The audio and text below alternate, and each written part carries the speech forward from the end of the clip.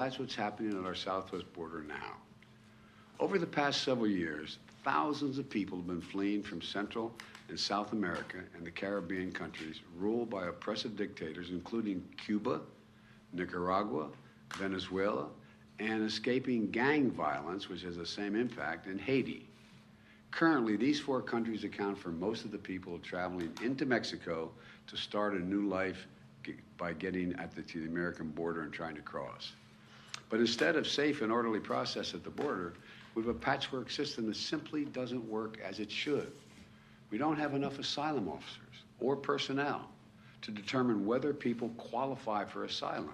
There's a standard by which you have to meet. We don't have enough immigration judges, to adjudicate the claims of immigrants. In fact, the previous administration used a rule called Title 42 to deal with the pandemic, to rapidly expel people who crossed the border. It was designed to deal with the pandemic, but it's used as a means to expel people at the border. People turned away under Title 42, and they're not barred from trying to come back. They've been turned away. They go back, they try again, they try again. Well, you know, they can and they do try to re-enter the United States again and again, which makes the problem at the border even worse. And under the United States Supreme Court decision, a case on Title 42 later this year, my administration will make a decision, finally, what to do about Title 42. In the meantime, my administration will continue to use that authority as the Supreme Court has required. And until Congress passes the funds, a comprehensive immigration plan to fix the system completely, my administration is going to work to make things better at the border using the tools that we have available to us now. Today, my administration is taking several steps to stiffen enforcement for those who try to come without a legal right to stay, and to put in place a faster process, I emphasize a faster process, to decide a claim of asylum. Someone says, I'm coming because I'm escaping oppression. Well, there's got to be a way to determine that much quicker for people who are credibly seeking protection from persecution. Secretary of Homeland Security Mayorkas will detail these actions very shortly after I finish at Homeland Security. But here's one significant step we're taking. Over the summer, we saw a huge spike in the number of Venezuelans traveling through Mexico and attempting to enter the United States without going through our legal processes. We responded by using and ensuring that there are two safe and lawful ways for someone leaving the country to come to America. That was one of the reasons you were proposing. First, if they're seeking asylum, they can use an app on their cell phone called CBP1, O-N-E, CBP1, O-N-E. That's to spell it out, not the number one. To schedule an appointment at a port of entry and make their asylum claim there without crossing the border unlawfully and have a decision determined by an asylum officer, do they qualify? Second, in October, we worked with the Mexican government to launch a new parole program. There's another program called, you all know it, but the public may not, called the parole program that immediately showed results by reducing the number of people crossing the border unlawfully. The way this parole program works, one must have a lawful sponsor here in the United States who agrees to sponsor you to get here. Then that person has to undergo rigorous background checks and apply from outside the United States and not cross the border illegally in the meantime. If they apply and their application is approved, they can use the same app, the CBP1 app, to present at a port of entry and be able to work in the United States legally for 2 years. That's the process. But if their application is denied, or if they attempt to cross into the United States unlawfully, they'll be returned back to Mexico and will not be eligible for this program after that. So so making the program available, if they apply and they do it properly, fine. If they don't apply and they try to come through, they're not going to have an opportunity to deal with the program. This new process is orderly, it's safe, and it's humane, and it works. Since we created the new program, the number of Venezuelans trying to enter America without going through a legal process has dropped dramatically from about 1,100 per day to less than 250 per day on average. That's several hundred people on average every single day who are not crossing into America illegally. Today, I'm announcing that my administration is going to expand the parole program for people not only from Venezuela, but from Cuba, Nicaragua, and Haiti. Again, these four countries, Venezuela, Cuba, Nicaragua, and Haiti, these four countries account for most of the people now traveling into Mexico to try to start a new life by crossing the border into the United States of America on the southwest border. We anticipate this action is going to substantially reduce the number of people attempting to cross our southwest border without going through a legal process. In fact, today, I'm announcing that Mexico has agreed to allow to return up to 30,000 persons per month who try, get caught, and get sent back from those four countries, or apprehended while attempting to unlawfully cross the border, the southwest border. My message is this: if you're trying to leave Cuba, Nicaragua, or Haiti, or have agreed to begin a journey to America, do not just show up at the border. Stay where you are and apply legally from there. Starting today, if you don't apply through the legal process, you will not be eligible for this new parole program. Let me reiterate. You need a lawful sponsor in the United States of America, number one, and you need to undergo a rigorous background check, number two. If your application is approved and you show up at a U.S. airport or when and where directed, excuse me, you have access. But if your application is denied or you attempt to cross into the United States unlawfully, you will not be allowed to enter. Look, we should all recognize that as long as America is the land of freedom and opportunity, people are going to try to come here. And that's what many of our ancestors did. And it's no surprise that it's happening again today. We can't stop people from making the journey, but we can require them to come here, that they come here in an orderly way under U.S. law. And let me say it again. The actions we're announcing today will make things better, but will not fix the border problem completely. There's more that has to be done. I laid that out in the first week I was here. That work will not be done unless and until the Congress enacts and funds a more comprehensive immigration plan that I proposed on day one. Until Congress has acted, I can act where I have legal capacity to do so. Last year, I brought together 20 leaders, many of you were there, and from the Western Hemisphere, heads of state, to stabilize the flow of immigration, to expand pathways to immigration, and to manage the border humanely.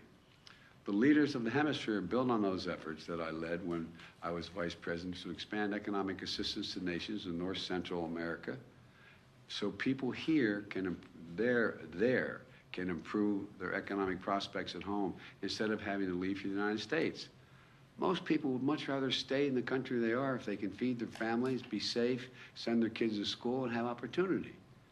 It's not like people, you've heard me say it before, it's not like people are sitting around a table and somewhere in Central America and say, I got a great idea.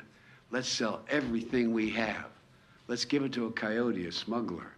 They'll take us on a harrowing journey for thousands of miles to get to the United States. Then we're going to legally cross the border. They're going to drop us in the desert, and we're faced when we don't speak the language. Won't that be fun? I'm not being facetious. Well, President Harris led this effort to make things better in the countries from which they are leaving.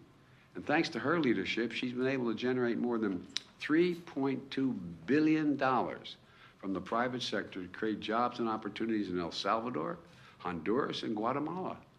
Tell people stay in their own countries, home countries, where it'll be safer and they have some opportunities.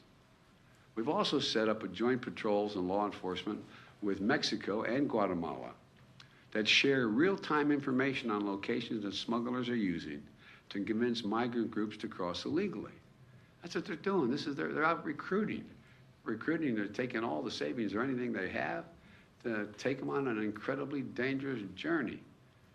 We embedded our Border Patrol officers with Mexican patrols to detect and raid human smuggling operations. Thus far, There had more than 7,000 arrests of human smugglers in the last 6 months. 7,000. That's not just human smuggling at the border. We're focused on cracking down on drug smuggling, which is a serious and deadly problem. And I made a promise we would try this. My administration has allocated record funding that added hundreds of additional Border Patrol agents and install new cutting-edge technologies you'll be able to use effectively, it's like an X-ray machine, detailed to be able to look through these large containers to determine what's in the container and at the border. For example, since August of last year, Custom and Border Patrol have seized more than 20,000 pounds of deadly fentanyl. That's enough to kill as many as 1,000 people in this country. 20,000 pounds of fentanyl. It's a killer. It's a flat killer. And next week, I'm going to travel to Mexico, where I'm going to meet with President Lopez Obrador. We have a big agenda that ranges from the climate crisis to economic development and other issues. But one important part of that agenda is strengthening our border between our nations. And I will visit the border myself this Sunday in El Paso to assess border enforcement operations, meet with the local officials and community leaders, and the folks at the border sending me what they need that they don't have, and make it public what they conclude they need they don't have, to try to convince my Republican colleagues they should do something. And I know that migration is putting a real strain on the borders and on border communities. It can't do anything but that. We're going to get these communities more support. And I want to thank all the nonprofits, the faith groups, the community leaders, and other volunteers who will make sure that vulnerable immigrants have what they need to survive, whether it's food, warm clothing, shelter, medical care, right after their arrival. These religious and civic groups represent our nation's generosity, the best of our country, and they really do. They really do. And they're a powerful rebuke to the hostility and even the hate which many people face when they arrive here legally. Let me close with this. Our problems at the border didn't arise overnight and not going to be solved overnight. It's a difficult problem. It's clear that immigration is a political issue that extreme Republicans are always going to run on. But now they have a choice. They can keep using immigration to try to score political points, or they can help solve the problem. They can help solve the problem and come together to fix the broken system. Before Congress adjourned for the holidays, some Democrats and Republicans, a few of them, got together, both sides up in the Senate, and decided they were going to put together a comprehensive plan on immigration. But the Republican leadership and other Republicans, I don't know exactly who did it, rebuked it and rejected it out of hand. It broke up, just like they rejected my plan 2 years ago, just like they rejected my recent request for an additional $3.5 billion to secure and manage the border with more holding facilities, better transportation, additional funding for 2,000 new asylum officers and personnel, 100 new immigration judges to more rapidly adjudicate for people when they come here, and how much, and so much more. Think about it. I mean, if this were something, if we had to have 100 more immigration officers to see to it that we're able to import something we needed very badly, it wouldn't take very much time to get it, would it? It'd be real done. Or conversely, if there are criminal gangs coming into the nation, or but when it comes to immigration, it seems like it's a better issue for them than trying to solve it. Look, we need more resources to secure the border. Yet again, extreme Republicans have said no. Many Republicans agree we should do something. But it's time to stop listening to their inflammatory talk. It's time to look at their record. As I've always done when I'll sit down with anyone who in good faith wants to fix our broken immigration system. And it's hard. It's hard on the best of circumstances. But if the most extreme Republicans continue to demagogue this issue and reject solutions, I'm left with only one choice: to act on my own, do as much as I can on my own to try to change the atmosphere. Immigration reform used to be a bipartisan issue. We can make it that way again. It's not only the right thing to do, it's economically a smart thing to do. That's why immigration reform is supported by everyone. Think of this now. I want to remind the public. Immigration reform is supported by the American labor movement, unions. It's supported by religious leaders, It's supported by the U.S. Chamber of Commerce. We can secure our border, fix the immigration system to be orderly, fair, safe, and humane. We can do all this while keeping lit the torch of liberty that has led generations of immigrations to America. Many of our forebears, many of yours. We can do this by remembering who we are. You've heard me say this a million times. We're the United States of America. The idea this is beyond our capacity, I just don't buy. We can do anything if we do it together. And you've heard me say it also many times. God bless you all. May God protect our troops. I'm going to stop here, and in a few minutes, literally a few minutes, Secretary Mayorkas and I have been coordinating. He's going to be speaking in much greater detail. We'll take questions at the Department of Homeland Security headquarters. So I want to thank you for your time, and this is going to be this is a hard one to deal with, but we have to deal with it. I mean, it's who we are. Mr. President, why that migration is a human right? Activists say that it is. What's your take? Well, I think it is a human right if your family's being persecuted, if you're being dealt with in a way. I mean, like I thought it was a human right for, Jews in Germany to be able to go to escape and get help where they could. But the other side of this is there's also the people in this country have basic rights that are here, basic fundamental rights to assure that people are coming, have been checked out, they're not criminals, they're not problem, that their background checks are real. I mean, look, if you think about it, there's not a whole lot of countries people would rather live in than here. No, I mean it sincerely. I think about this, and I think this is sometimes the team looks at me like maybe I'm out of my mind here, but all kidding aside, if you just said tomorrow, all right, for the next year you can move to any country you want without any questions, how many people do you think are going to leave the United States? And I can name any of the 140-some countries I've been to. There's more than that.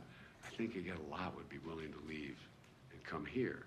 So there's a rationale. There has to be an orderly process and a rationale to it. But it is, and there's other ways we can deal with this, as I said. You may remember, I don't think you're old enough to have been doing it when I was doing it as a senator, when I came up with a proposal to have billions of dollars of funding for the Central America to keep people where they are. Remember, we were putting, and it was very, very precise. For example, if the country was in economic difficulty, and most of them are because of climate and other things, and we say, okay, well, they have a problem. Well, guess what? They don't have lighting in their town squares. They can't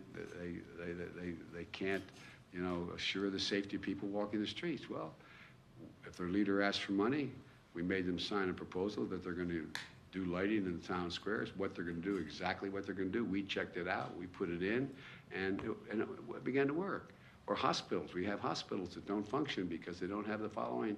Well, one of the reasons people will stay is if you've improved the hospital. We were doing that. And the thing that I'm so presumptuous to say proud of the Vice President, she went beyond the United States and contributors to try to get the rest of the world to say, look, this makes sense.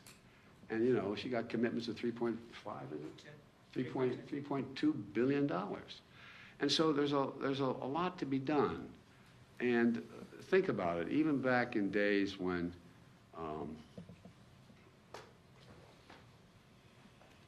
it's so easy to demagogue this issue. It's so easy to demagogue it. And you hear, a number of our friends, the MAGA Republicans, talking about,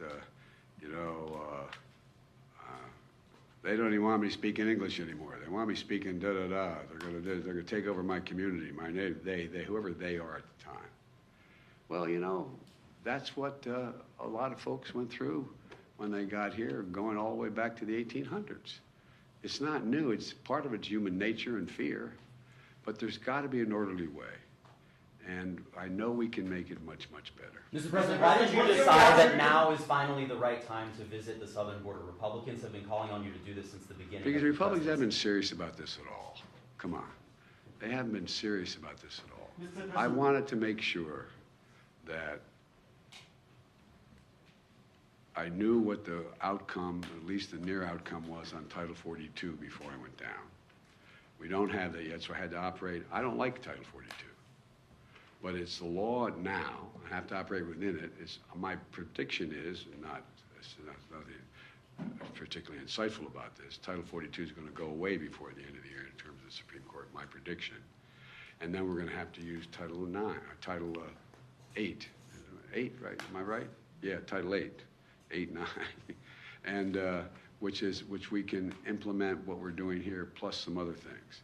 But so I wanted to make sure there was a rational way in which we could begin to announce it. But I couldn't wait once the Supreme Court ruled that they're not going to make the final decision on Title 42 for some time, for another, who knows, probably not till June, in that range, although I don't know that for a fact, to be able to lay this out. But look, Mayorkas is waiting to impress you all. All kidding aside. How about Ukraine? Are you concerned about the fact that requiring an airline ticket could prejudice or sort of lean it toward wealthier migrants and Yes. make it harder for poorer migrants? Yeah, but there's also ways to get to ports of entry along the border as well. I'm sorry. Okay. So the ceasefire proposed by President Putin in Ukraine for the Orthodox Christmas on January 6th, 7th, have you heard about that? Do you have a reaction to whether it's... I'm reluctant to respond to anything Putin says. I found it interesting. He was ready to bomb hospitals and nurseries and churches, and on the 25th and New Year's, and I mean, you know, I think he's trying to find some oxygen. Thank you so Sir, far. are you still monitoring? Are you still monitoring the speaker's race? Are you still watching the speaker's race? I'm following with great. How can I say it? Attention. Attention. Mr. President, have you decided? Thank you very much. Thank you.